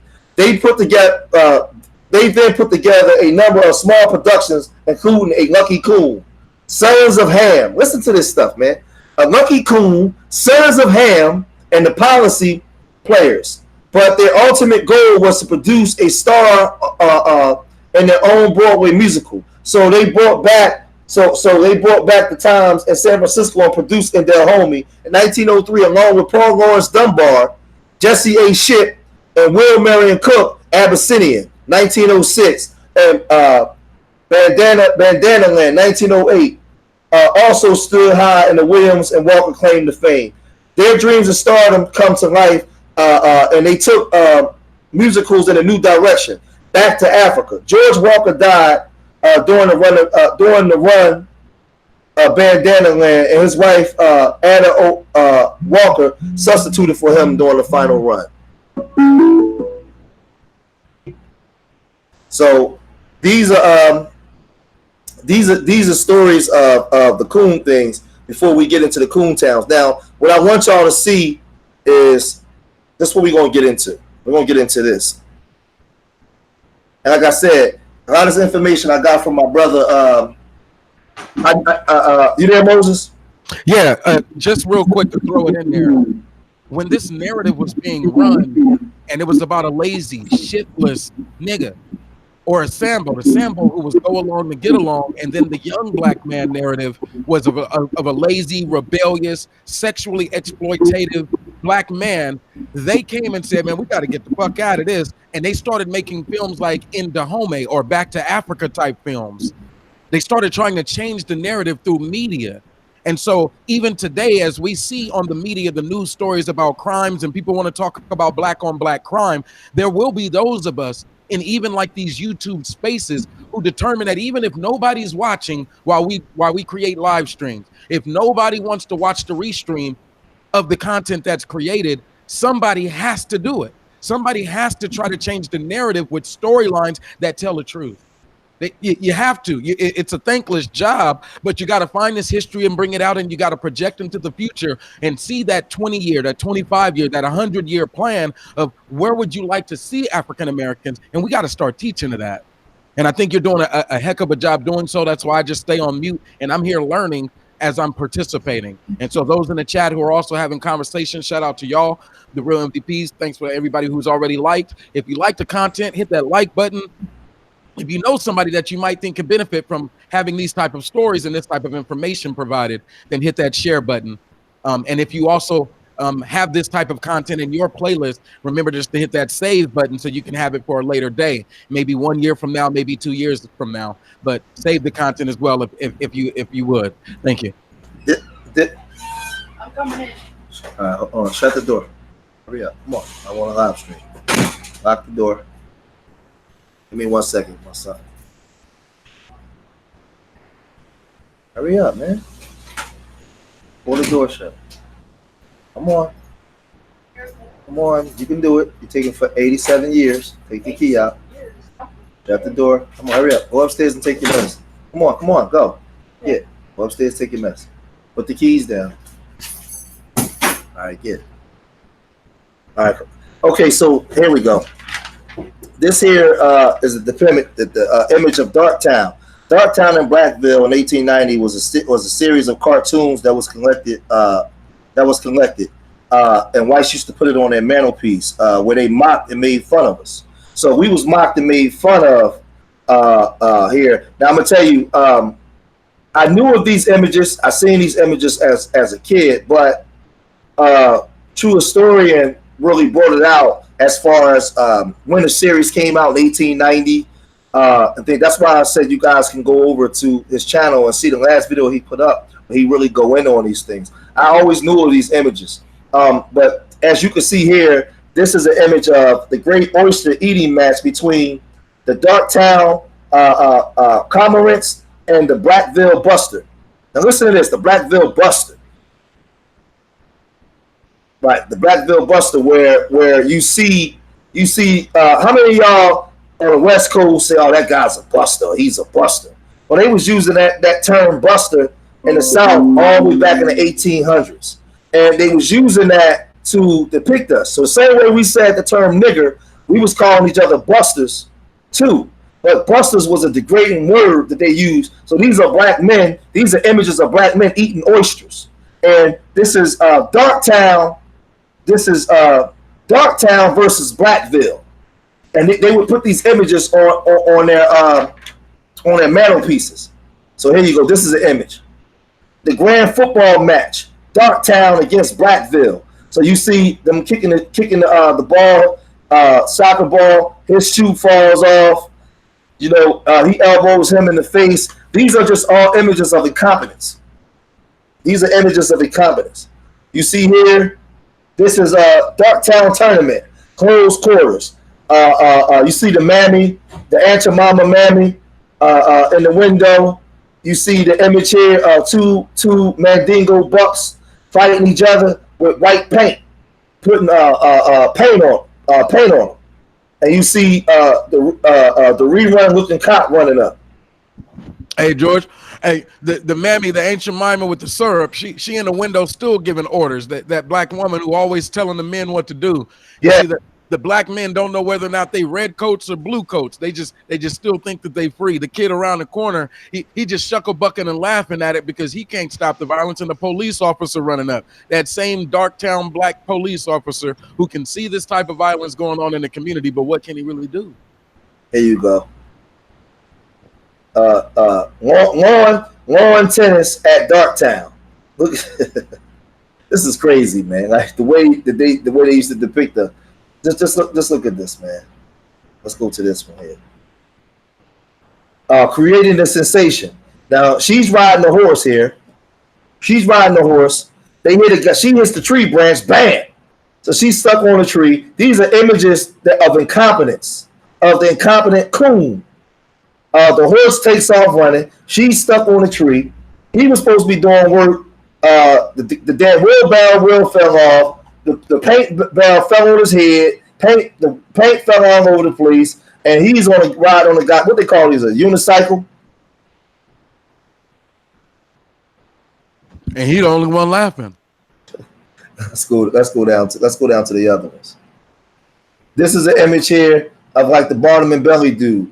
A literary debate. This is a debate and the Darktown Club. So the debate turns into a fight. This is look at this, man. He done knocked him in the head with one of the pictures across his head. So this is Black YouTube. We can't come together on Black YouTube and have conversations without banging and beating up on each other. Absolutely. This is the punchline. So remember, a vaudeville is the shows that they would do whenever they come to town. They'd set up their big camps, the Barnum and Baileys, and then they put on these little skits and performances of the live plays. This is that culminating scene when you're showing black people and they didn't got into a fight and knocked the pictures of Abraham Lincoln off the wall, and the police officer pops his head in like, huh? After they finally, you don't even know what they're arguing about, but they were having a debate.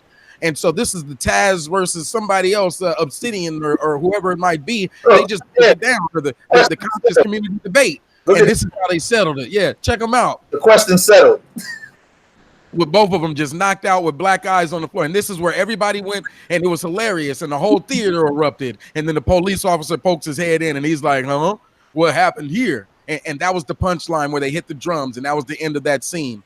And these images are showing you that when they had these skits and these plays and they were depicting black characters and trying to describe our livelihood post-slavery, this is what they used as their medium. And here we are today doing some of the same thing.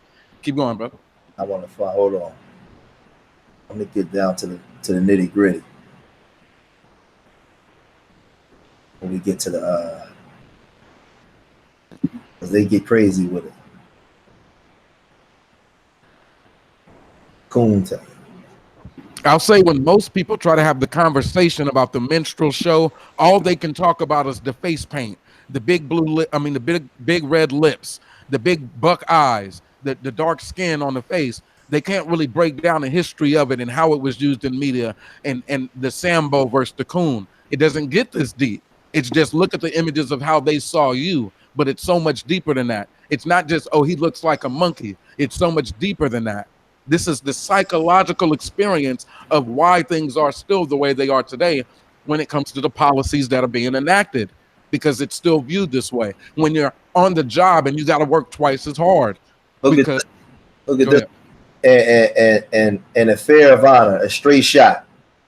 Where you going? Where you going to, nigga? You done shot Sawbones. So he's supposed to be sawing. He done ran and tripped and fell over. The gun fell and shot him. And he just stand off looking. He He done ran, jumped over the damn fence. These are the things white folks will put on their mantelpieces about us.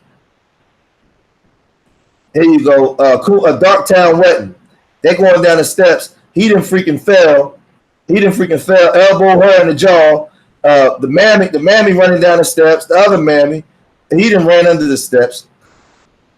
Look at this, man. Whose foot is that? Is a boot hitting him in the head as he elbows his wife in the face and they falling down the damn steps.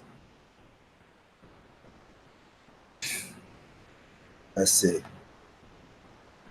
This is the wait. No. Hold on. I want to go down. I want to get the better picture. Because these are a lot of images that people never saw. Oh, this is too small.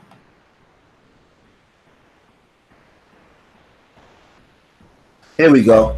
Look at this, Moses. The Darktown Fire Brigade. Look, he didn't fell off the Niagara truck. The water hose done went off. He getting shot in the ass with the goddamn water hose. He didn't fell and the wood done broke. He didn't went up in the sky.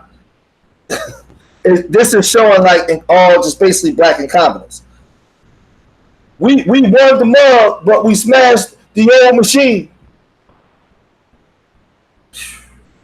It's crazy, man. Let me see. Let me go into the pictures.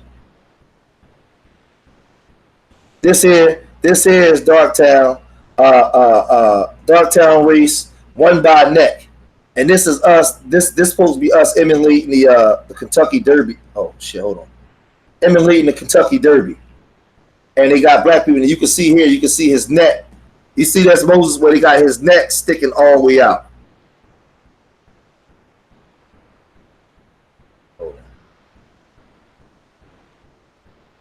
This here is in Darktown, basically Darktown versus Blackville, and this is them playing baseball. Now, you there, Moses? Now look at this picture here, Moses. Yes, sir. He's depicted. Hold on. He's depicted as this is the ball hitting the umpire in the belly. This is him calling for the ball, and this man here is running the bases. These freaking blithering, they looked at as blithering idiots. Look at this man. He's upside down on his head. He's reaching out, and these are them showing us in the form of being incompetent. Incompetent or jokes. Let's move on. Yeah, we did that one already. Go back to the fire department one real quick. Oh, here go one we didn't get. Here we go. Now look at this one. This is a fire department. Darktown Hook and Ladder Corps. So this is them supposed to be putting out a fire. This is a black woman jumping out the goddamn window with them holding up a sheet for her. This is I gotta find the one. I gotta find the other one. The one where they got the big Aunt Jemima coming out the window. This is one holding up with the fire. He's throwing water in his face while he's coming out of the chimney. They're throwing a stove out of the window where they're trying to catch it. This is just all incompetent. This is just basically this is the way that this is the way they was depicting us. You said go back to the. Let me go. Yeah, there's another one like that too. You know which one? That one. This one here, right? Yeah. You know why you got to bring it out, Brother George? I brought it up in the back chat. You remember? What was it? Because while they would want to show us images of that and how black men are incompetent, that's the best way to mute the real story. And you provided the real story on one of your things. Let me do it like this real quick. Can I get like 3 minutes? Yes. Go ahead. I'm gonna pull up some more. Go ahead. Joseph Winters was an important African-American inventor. He invented a wagon-mounted fire escape ladder for the city of Chambersburg, Pennsylvania, a device that could save countless lives in the inner city. On May 7th, 1878, the fire escape ladder was patented by Joseph Winters, and it set the tone for fire escape ladders in big cities everywhere. He was born in 1816 in Virginia to an African-American brickmaker and a Shawnee Indian mother. He later relocated to Chambersburg, Pennsylvania in 1830. During the time Winters lived in Chambersburg, he was active in the Underground Railroad. He was nicknamed Indian Dick by his friends due to his mixed race. Winters noticed that firemen had to take ladders off of their wagons to climb to windows, rescue people, and spray water on fires. He thought they should have ladders that they could raise that were already mounted to the wagon. The ladders were easier to raise with Winters' invention. It was harder to carry and put up regular ladders. He invented this fire escape in 1878 when cities were beginning to grow up instead of growing out. In the cities, People were making buildings taller and taller. Streets were getting narrow and becoming crowded. The ladders that the firemen used had to be long and heavy in order to reach the high floors in the tall buildings. However, the long ladders on the sides of the wagons made it difficult to move through the streets. Winter's invention was important because a set of ladders could reach the high windows on those buildings. Cities could keep on growing with taller buildings, and people would be more safe living in them. Residing in Chambersburg, Pennsylvania, Joseph Winters was issued a second U.S. patent for improvements to the original invention in 1879. Winters went on to lead a fruitful life and reached the age of 100 before passing away in 1916, just to turn around and show the image again of what they feel about black men. Exactly, and we covered that last year in our article, in the ones that we broke down the history of African American inventors, and they have to pick this image. Now look at this image here. This is the black woman jumping out the window. You can see she got a big fat ass. She's smiling while she's jumping out of fire, fanning herself into a sheet with a hole in it. This is a god. The fire's here. The fire's here. Hold on a second. Yes. Hello? Yeah. Yep.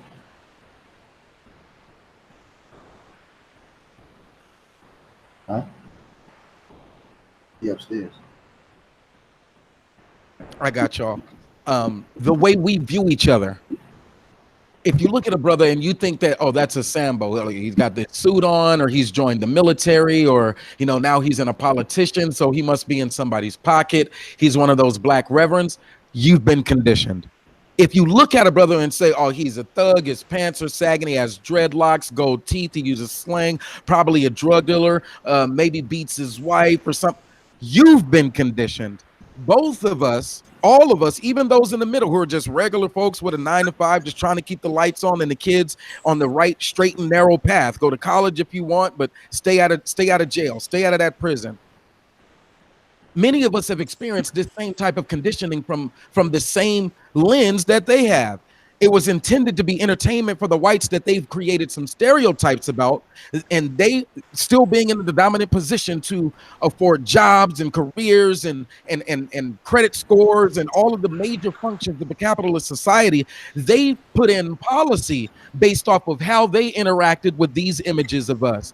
We, on the other hand, have not put in policy, but we have culturally denigrated ourselves because we see these same images and we think black people are supposed to be funny. We start thinking that the black folks is supposed to try to hold the white man's hand as we continue to grow and develop this nation. We think that we're supposed to be in a submissive position, or that it takes a white man to empower us for us to get to the places where we're at. So we start seeing black people who have made it as sellouts. We start calling them the boule and the talented 10th who haven't done anything, when we really don't know their story and their testament.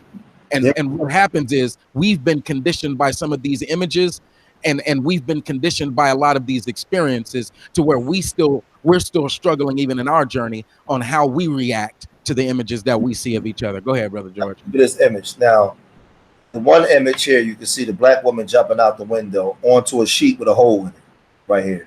She got a big fat ass, so that big fat ass that sheet ain't gonna hold her. You got one incompetent firefighter. The fire's over here to your right. He's spraying the goddamn black dude that's stuck in the goddamn is a hole in the roof. He's spraying him with water instead of putting the fire out. You got a big booty Aunt your mama and a black man running out with her. You got these four standing over here with a hose, supposed to be getting the fire and the donkey standing in the back. So this is the Darktown Fire Brigade saved.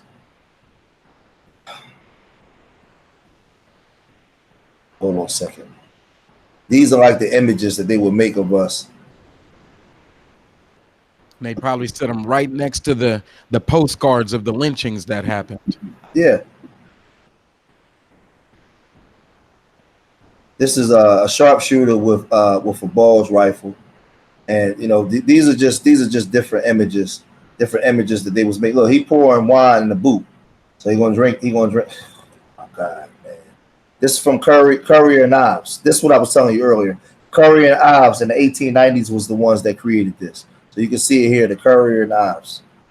Hey, I pulled that one up too. That one goes deep. The Courier and Ives. Yeah. Yeah. That's heavy. It talks about how it was first about the images were first about the Irish and coming over, and then the negroization of the Irish, and then how they fought, and then it moves. And the first early images of the blacks was about the sambo. It can all make sense if you really listen, and if you play it back one time, I promise you, a lot of this stuff will make sense on so many different levels of why they went from depicting the sambo, who was to go along to get along, and then the rebellious, lazy, shiftless, or however they wanted the young black man. This is after emancipation, the younger one, and they use these images to continue to reinforce a message of inferiority and slavery. Keep going again, Brother George. Look at this one. Initiation ceremonies of the Darktown Lodge. So this is supposed to be an initiation at the lodge. Part second, the candidate charging the grand boss. So look at this. You got the goddamn ram hitting the grand boss in the ass with his horns. He done dropped the sword. The juice done fell on his face. She done got knocked the hell out by a goddamn heavy ass bowl. All of them done got ran over. His boot done fell off. A fucking skeleton is. Oh man, they got the star and crescent here. So this was a grand lodge. This is like a Mason lodge. Man, this is a joke. And these are all depiction on how they still view us today. Today, we didn't make these of ourselves. They made these of us. Look at this, Darktown bicycle race. Look at this, man. Sutton Hall. I know weed had busted the record if it hadn't been for this misfortune. That's what it said. I know weed had busted the record if it hadn't been for this misfortune. And you know what's crazy? Because my wife's grandfather, he was from Virginia. He used to talk like that too. His English was like that. Like he's straight up country guy. And this is images of us coming around, and they done crashed all into the snow. While they crashed, what the hell is he doing, Moses? Oh, the shoveling line with the black cat superstition, that's death omens. Like walking under the ladder is also a superstition. Yeah. I know we'd have busted this record if it hadn't been for this misfortune. Yeah, we still talk like that to this day, just a little bit faster or a little bit more geeky, just depending on which part of the South you're from. A Darktown tournament. Look at this, man. The first to tilt. Look at this, man. Look at Aunt Jemima and look at her with the mad face. Aunt Jemima in the window looking. They got white paint inside there, and they both got sticks, and they're going to push it down. First one to knock over the other person's bucket wins. So are they doing that because of the ancient mime, or are they trying to impress her, or her being depicted as the dominant, is she telling them to go off and fight these type of play these games? I'm not even sure, but I know she's in the window looking mad.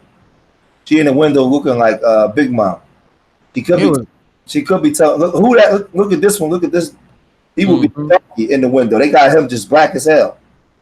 Yep. It wasn't it disrespect to knock a man's hat off. Yeah, yep. Let's see. I can't find the one with the cigarette, man. A little boy with a cigarette in his mouth. This the Darktown Fire Brigade taking a rest. Look at their lips, their mouths and their lips. How they depicted. Oh, is this the one? Nah. Oh my God, man. A team fast to the pole. Look at the horses and shit stuck in the snow. And this is black people. Oh my God, man.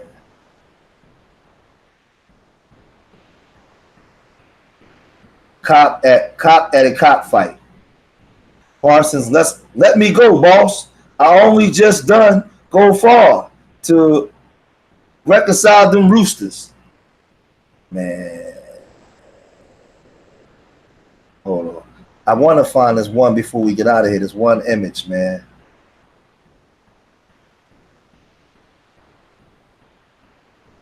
Look at, oh my God. This like, what's the name, man? Fat Albert.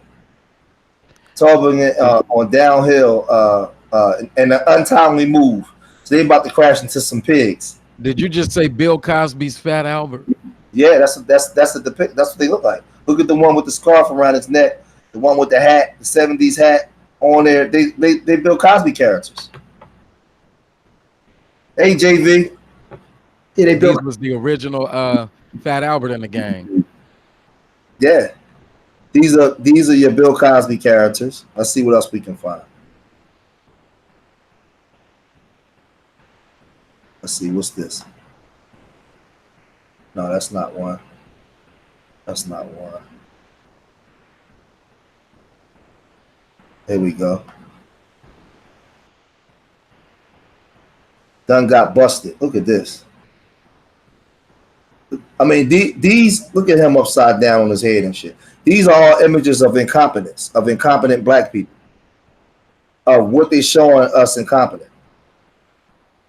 I want to find that one with the boy, this little Sambo boy, and he's getting in trouble.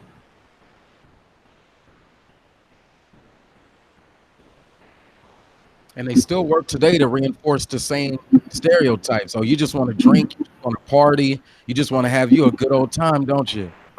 Ain't that what they say about the black woman who's out there loose? She doesn't have virtues or values of the black man. He can't be faithful. He can't be in a committed relationship because he just wants to run those streets and get drunk. Man, keep going, man. This shit too heavy. Look at this. Darktown Athletics, a quarter-mile dash. Look at this shit, man. Look at him. And this is what I'm saying. This is Darktown. This is a high road smoke. Go in, fellas. These am the best in the market. Look at him and shit. Look. Is that a woman with a scarf around her head? This shit is crazy, man. But this is where like your stereotypes and all this stuff come from. This is Darktown. Darktown versus Blackville. All broke up. He won the money if he hadn't been for the other dog. So he lost. He got his eye. He got beat the hell up. And look at his dog. Man, I can look at these. Now you see the other dude was carrying somebody on the left too. Oh, let's go back to. I missed that. You see him holding him up by the boots like he done walked out the other homie. Man, I don't even know where it went. It went by fast, but it was on that left side.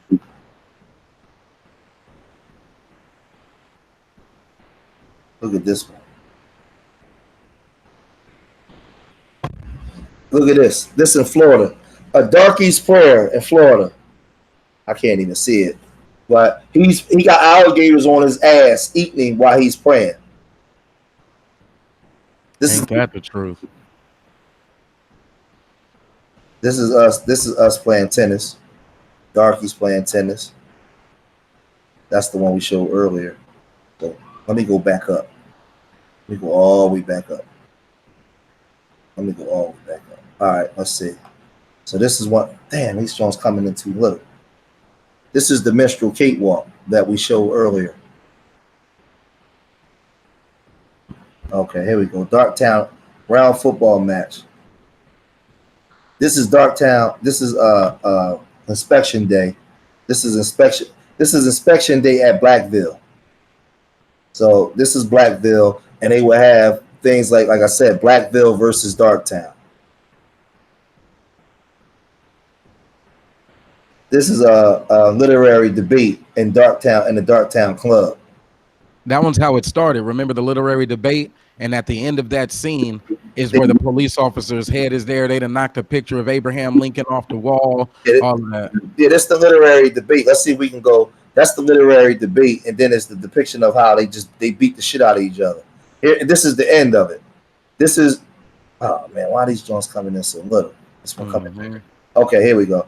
This is the literary debate club. So it started out, let's see. This is the beginning of the literary debate, selling the question. So this is Black YouTube, JV. This is the literary debate on Black YouTube. This is them asking questions, and this is the end of it. This is how they see. This is how they see us. This is the end of the literary debate.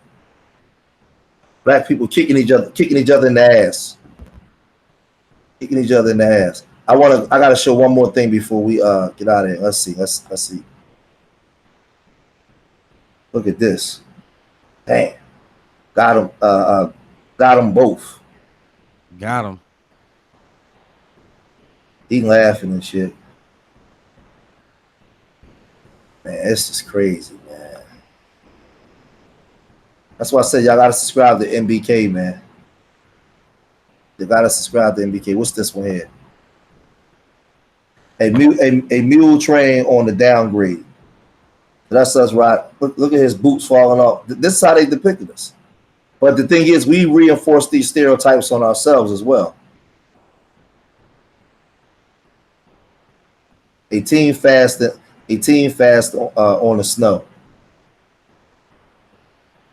Look at our lips and our face. Hold on. Trying to find this one. It's funny, when I was looking at all these joints earlier, I see, oh, okay, here we go. Damn, it's small.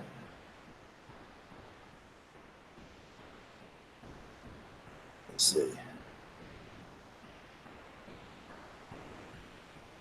Well, this is baseball. This is baseball at Blackville. I'm actually not mad at this one though. This is Blacksville, a depiction of us playing baseball.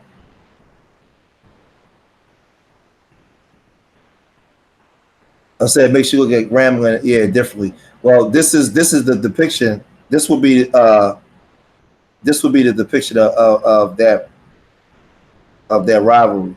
Football match, Darktown against Blackville. This is them playing football, but it's just showing their incompetence. So this will be like Grambling versus the other schools on what they did to us. So what I'll do, I'm gonna show one more, and then we're gonna get out. Damn. See, some of these good ones come in small, man. I want to show. Let me go here.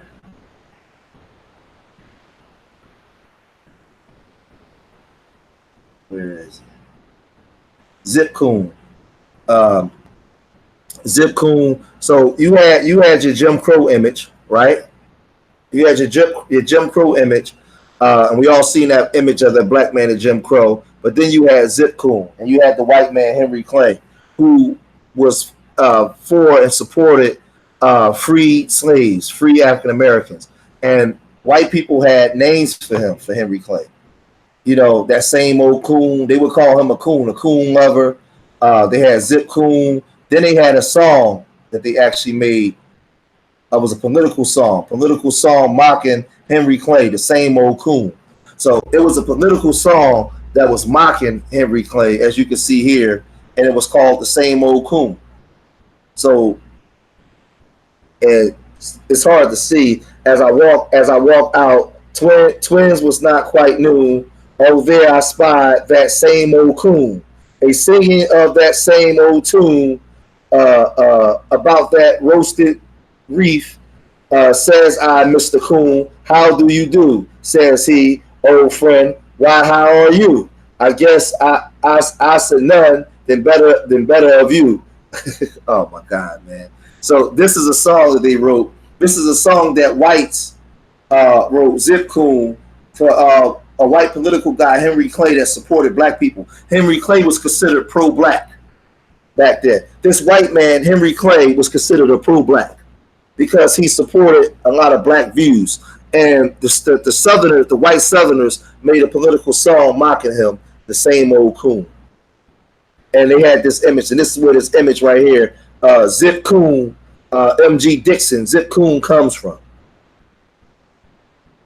So we just got to know, like, we got to know, yeah, hold on a second. We got to know our history. JV, you just came in, JV, look at this. This is evolution to the white man. This was the watermelon into a coon. A watermelon into Mr. Fantasia. I mean, a coon, sorry. Into a coon. But these are the depiction as to how they viewed us. You can see here scientific shaving on a Darktown plan. and you can see them him shaving with a brush. He got a big ass blade, and then this guy, he's reading the Darktown Times. He's reading the Darktown Times. Nothing but first class artists. So this concludes. We about to get out of here, man. We just wanted to bring some of the information. Oh, hold on. This here too, the Coon Quartet. So these are images of the early on when we read those minstrels of the Coon shows in Coon Town. So they had the Coon shows in Coon Town.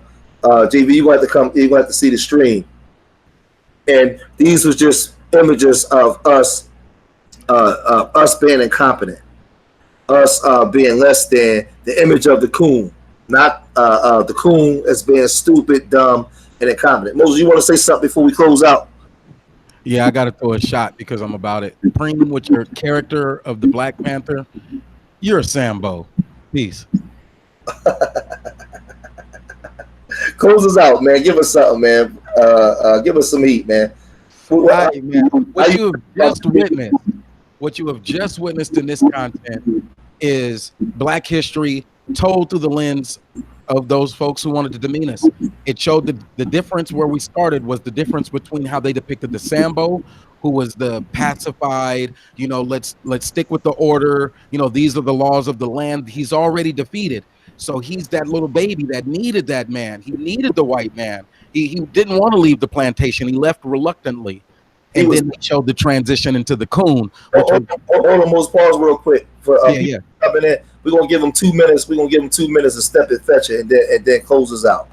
All right, good. Nations get old and tired. That they're the ones that always starting wars.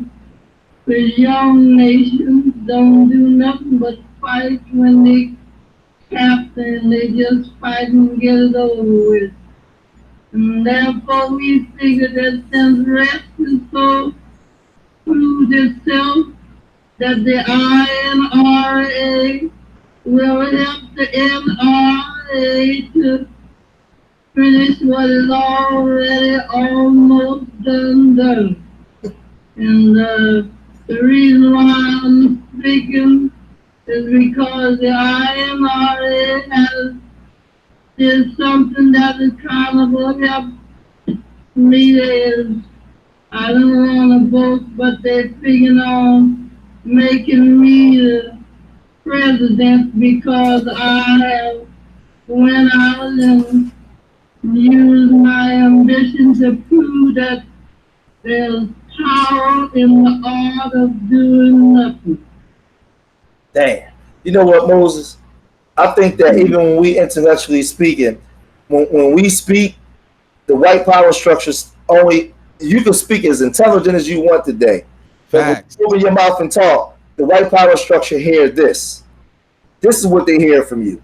Until you are seeking power and a unification, you sound like this to them.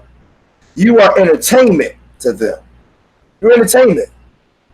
This man Theodore Perry, like you are entertainment.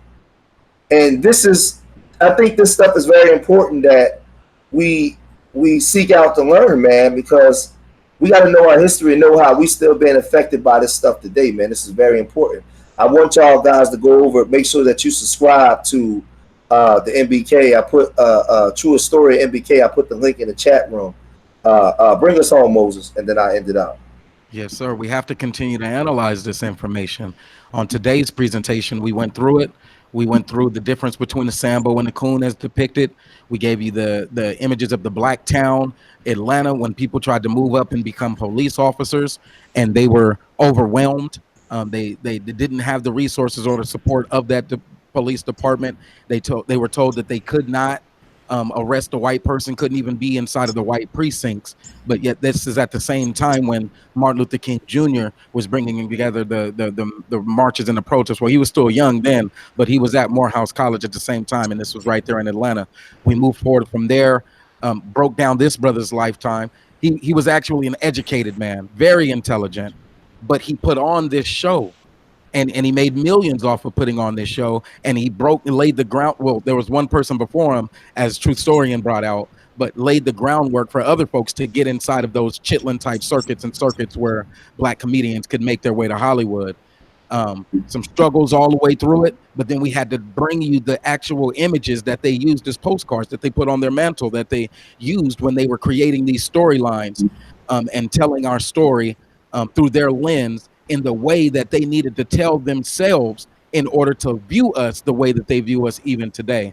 That legacy, those stereotypes, those prejudices, sometimes we're guilty of reaffirming them when we call each other Coon and Sambo, and we're looking at each other through this same Eurocentric lens when really we're still brothers. So Preem, once again, I mean, my bad, Brother George, and then the people who we've spoken about on this live content.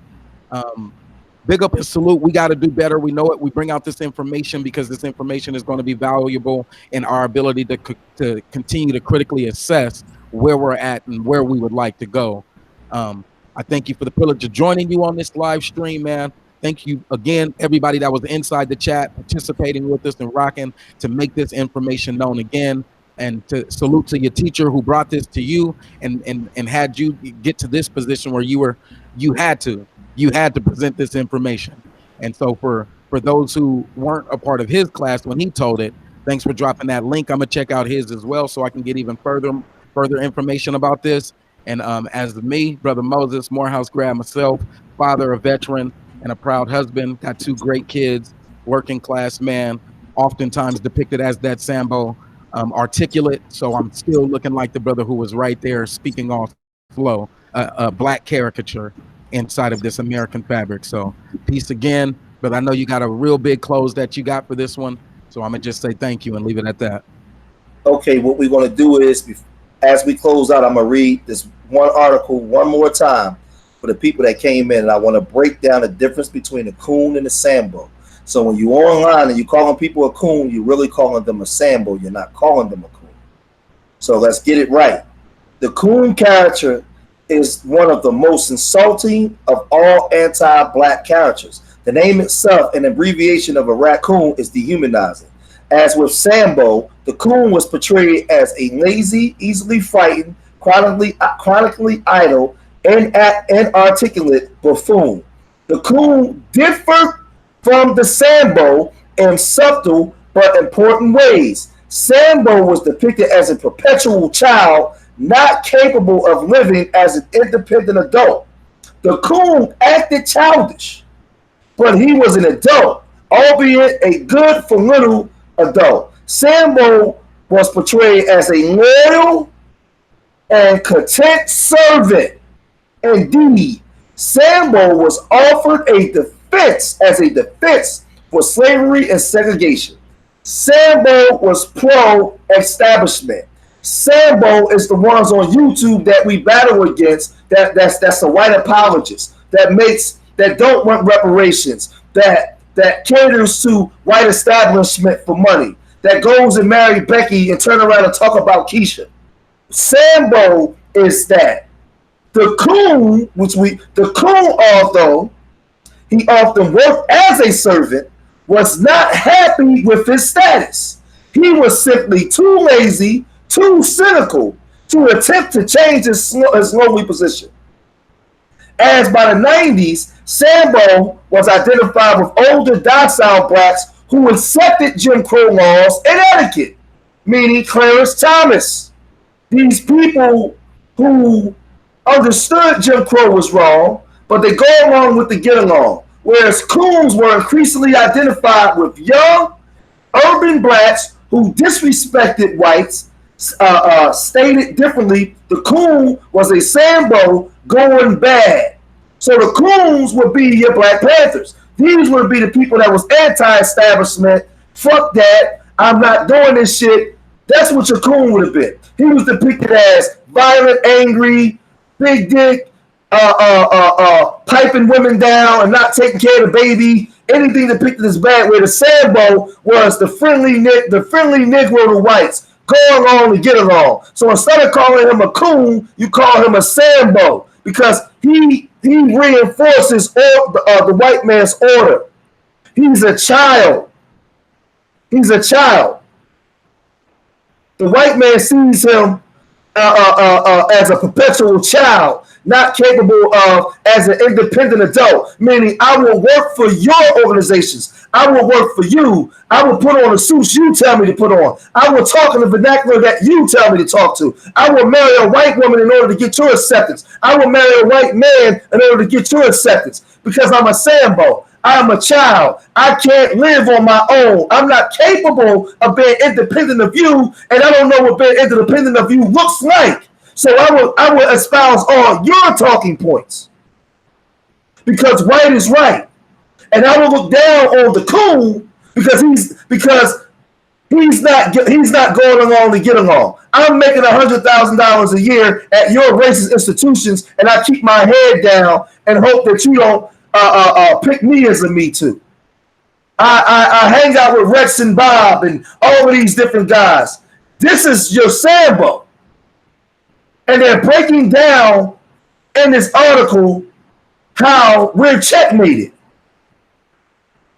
Because the sambo offered a defense for slavery and segregation, whereas the coon said fuck segregation and slavery. And they battled and fought against each other. That's Black YouTube. One say we should get reparations, one say we shouldn't. One say the white man is a devil, the one say you niggas is lazy and you complain too much. All the system divides by the ones at the top to have us fighting each other. Sambos and coons. So while you calling him a coon, he's really a sambo, and a sambo is calling you a coon. But we ain't even smart enough to figure this thing out, man. We lost in the sauce. But that's why I did this live stream today, to really bring the receipts and show y'all what a coon was as opposed to what a sambo is. Anti-establishment versus we know the establishment is bad, but we're not doing enough. We're not really doing anything to really stop it, to stop our lowly position. So the rappers, it would be considered a coon. So we gotta wake up, man. We gotta wake up. The fucking shows like Martin, the Jeffersons, what's happening? This is all coon type behavior. Coon type. We gotta wake up. Being funny, a joke. The woman dominates you. Subhuman, lazy, unreliable, watermelon eating niggers. This is the way they depict us. Cuckolds and porn. Big dick black man ain't good for nothing but his dick. He gets pleasure with his dick, but he has no brain. The white man goes and monetizes his penis and makes millions of dollars around the world off of a cuckold, a big black buck fucking a white woman while he records it because you're good for nothing. This is the way they view you. Have a genetic deficiency. You're a coon. This is what they've done to us. This is the way that they view us. So remember, make sure y'all watch this. Make sure you share it. Make sure you subscribe it. They can't say it's hate speech because this is me teaching the racial epithets about my people that's been put on my people, racial stereotypes through other groups, and that we've been conditioned to see ourselves through the same stereotypical lens that they put on us. So you have to understand the difference between Coon. We didn't create Coon, nor did we create Sambo. So YouTube, don't you dare even try to lace this with any type of hate speech. Don't you dare, because this is public record of what these things that's been depicted on my people that we have to deprogram them from. The Coon caricature. So remember, I love y'all. I love my people more than they hate themselves, and I pray to the universal creator most high that these words is enough to inspire you.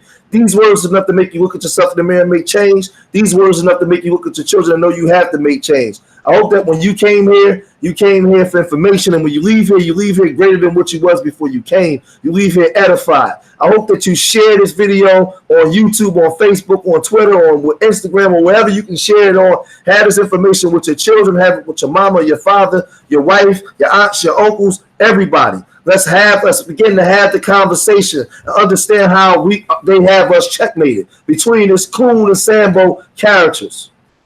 And we have to begin to see ourselves out of these different things. So remember, I love y'all, man. You know, make sure y'all subscribe to my brother, True Historian, man. One of my teachers. And I love y'all till the next time. Peace.